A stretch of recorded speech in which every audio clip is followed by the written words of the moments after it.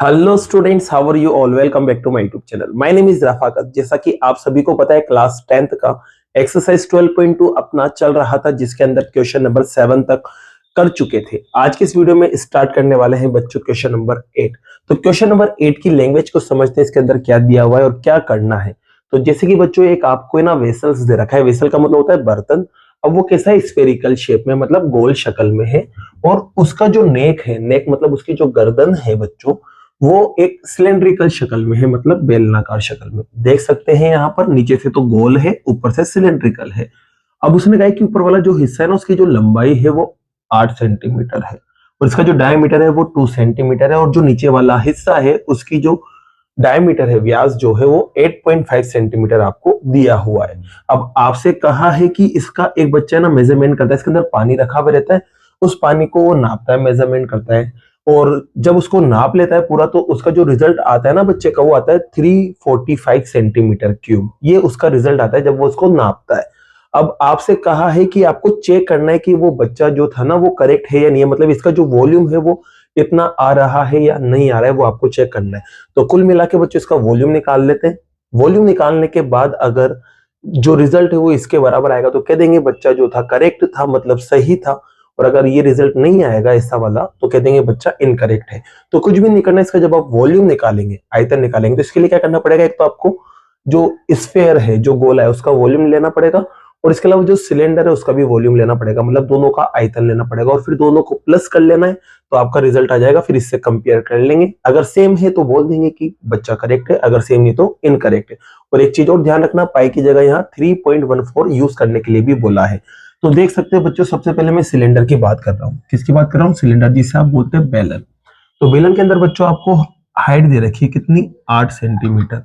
यहाँ देखो बच्चों डायमीटर मतलब व्यास दे रखा है कितना, 2 सेंटीमीटर। यहां से आर निकाल लेते हैं बच्चों, तो इसका आधा करेंगे तो कितना आएगा, 1। तो आपको आर यहां मिल गया। अब बात करते हैं बच्चों स्फेयर की। स्फेयर का मतलब गोला। इसके अंदर बच्चों डायमीटर दे रखा है, व्यास कितना, 8.5 सेंटीमीटर। इसका भी बच्चों आधा कर लेते हैं, जिससे आपको क्या मिल जाएगा, आर मिल जाएगा। तो 8.5 का आप आधा करते हैं, कर नहीं रहे तो छोड़ दो, आगे काट लेंगे। तो ये एज इट इज रहने देते हैं। अब देखो यहाँ दो दो आर आ रहे हैं, एक तो 1 आ रहा है और एक 8.5/2 आ रहा है। तो एक को नाम 1 दे देंगे और एक को नाम अपन 2 दे देंगे। अब अपन को वॉल्यूम निकालना है बच्चों। क्या निकालना है? Volume of vessel. हिंदी में लिखना बच्चों बर्तन का आयतन।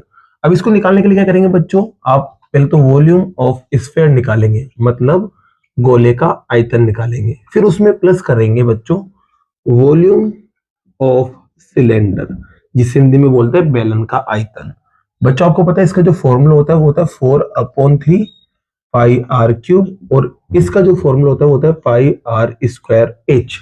अब देख सकते हैं बच्चों सिलेंडर के अंदर जो आर थी उसको R1 माना है, और इसके अंदर जो आर था उसको R2 माना है। अब यहाँ आप देखेंगे तो दोनों में से पाई कॉमन आ रहा है, तो पाई कॉमन निकाल लेते हैं। यहाँ 4/3 बचा, यहाँ पर R2 और उसका क्यूब बच रहा है, ठीक है बच्चों। फिर यहाँ पर भी R1 का स्क्वायर और H बच रहा है, वैल्यू रखते हैं।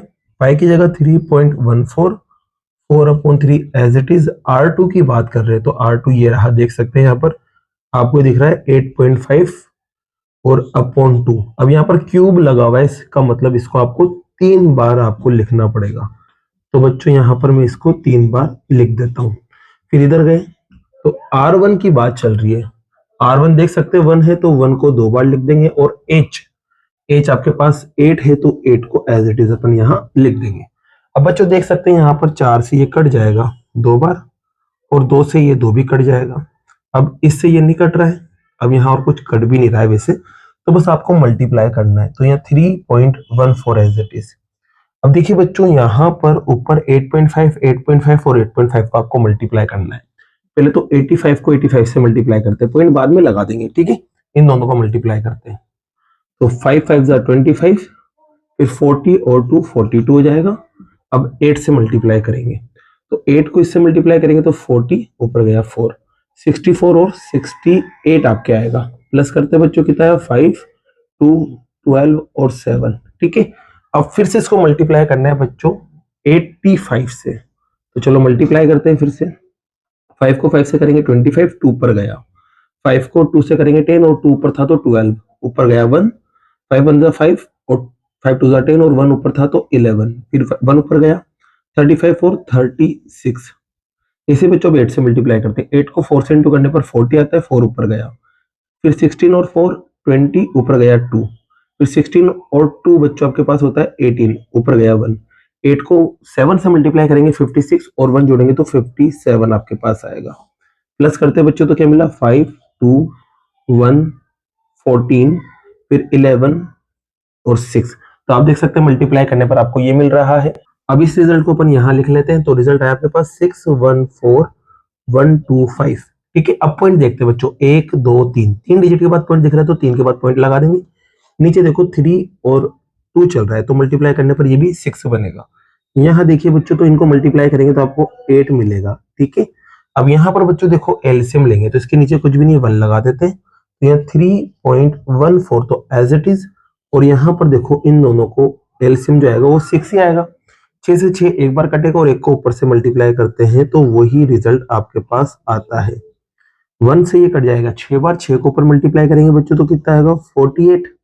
ठीक है, अब इन दोनों को प्लस करेंगे तो बच्चों देखो यहाँ पर 48 में पॉइंट नहीं आ रहा है और इसमें पॉइंट यहाँ था, तो मैं 48 को पॉइंट लगा के 0 0 0 लगा सकता हूँ पीछे प्लस करने के लिए, क्योंकि इसमें पॉइंट नहीं, तो इसमें पॉइंट के बाद कितने भी 0 पर लगा सकते हैं। अब प्लस करते हैं तो यहाँ 5 आ गया, यहाँ 2 आ गया, 1, फिर 12, 1 ऊपर गया 6 और ये 6। तो आपके पास जो रिजल्ट मिला बच्चों वो मिला, यहाँ पर इस जगह लिख देते हैं। आपके पास रिजल्ट क्या बच रहा है, यहाँ तो बाहर तो चल रहा है 3.14 और यहाँ पर आप देखेंगे तो इनको प्लस करने पर आया है 662.125 और नीचे चल रहा है बच्चों 6। ठीक है, अब देख सकते हैं यहाँ पर बच्चों ये 2 से कट हो रहा है 3 बार और ये 2 से कट हो रहा है 1 बार, 5 बार और 7 बार। पॉइंट 2 के बाद है तो 2 के बाद अपन लगा देंगे। अब फिर से मल्टीप्लाई करना पड़ेगा बच्चों। 157 को मल्टीप्लाई करना है आपको किससे, 662125 से 157 को मल्टीप्लाई करना है। चलिए मल्टीप्लाई करते हैं। 7 को 5 से मल्टीप्लाई करेंगे 35, ऊपर गया 3।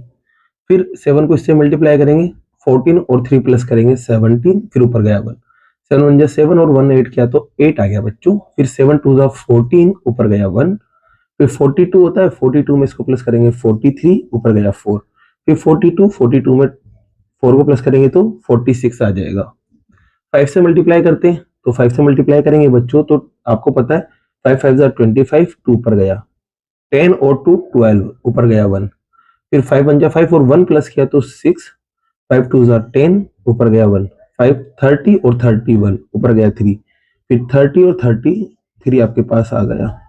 अब 1 से मल्टीप्लाई करेंगे तो वही रिजल्ट आएगा, तो 5 आ गया, 2 आ गया, 1 आ गया, फिर 2 आ गया, 6 आ गया, 6 आ गया। ठीक है बच्चों, प्लस करते हैं देखो यहाँ पर, तो यहाँ आएगा 5, यहाँ आएगा 12, फिर ऊपर गया 1, ये बन गया 16, ऊपर गया 1। फिर यहाँ पर बच्चों 13 बनेगा, फिर ऊपर गया 1, यहाँ 5 बनेगा। फिर यहाँ पर बच्चों आप देखेंगे प्लस करने पर तो 9 आएगा। फिर आगे देखते हैं बच्चों, तो यहाँ 13 आएगा, ऊपर गया 1 और यहाँ पर आपके पास 10 आएगा। ठीक है, अब इस रिजल्ट को बच्चों यहाँ लिख लेते हैं अपन। तो अपना रिजल्ट आया 103953625। देख सकते हैं 103953625 ये आ गया रिजल्ट। और नीचे क्या चल रहा था बच्चों, 3 चल रहा था और पॉइंट भी यहाँ चल रहा था। ध्यान रखिएगा, पॉइंट देख सकते हैं यहाँ पर 3 डिजिट के बाद तो यहाँ है, 2 डिजिट के बाद यहाँ है, टोटल 5 डिजिट के बाद आपके पॉइंट लगेगा। तो 1 2 3 4 5 तो पॉइंट आपके यहाँ लग जाएगा। क्लियर बच्चों, अब इसको अपन को डिवाइड करना है। बस क्या करना है बच्चों, डिवाइड करना है, फिर आपको मैच करना है इस रिजल्ट से कि इसके बराबर ये रिजल्ट आ रहा है या नहीं आ रहा है। तो देखिए बच्चों, यहाँ पर इसको डिवाइड करेंगे तो चाहे तो पॉइंट के बाद 2 डिजिट तक लिख के आप डिवाइड कर सकते हैं, कोई फर्क नहीं पड़ने वाला। तो 1039 ये आ गया 1039। पॉइंट के बाद 5 भी चल रहा है, 3 भी चल रहा है, यहाँ तक ले लीजिए आप, बाकी पूरे डिजिट की जरूरत नहीं, इससे ही काम हो जाएगा, इससे पता चल जाएगा आपको। और डिवाइड करेंगे 3 से तो बच्चों 3 बार बोलने पर तो 9 आता है ना, माइनस करेंगे 1 बचेगा, नीचे आ जाएगा 3। ठीक है, फिर आप बच्चों देखो यहाँ पर 4 बार बोलेंगे तो कितना आएगा, आप देखेंगे यहाँ पर आएगा 12, माइनस करेंगे बचेगा 1। ठीक है, फिर 9 नीचे आया बच्चों।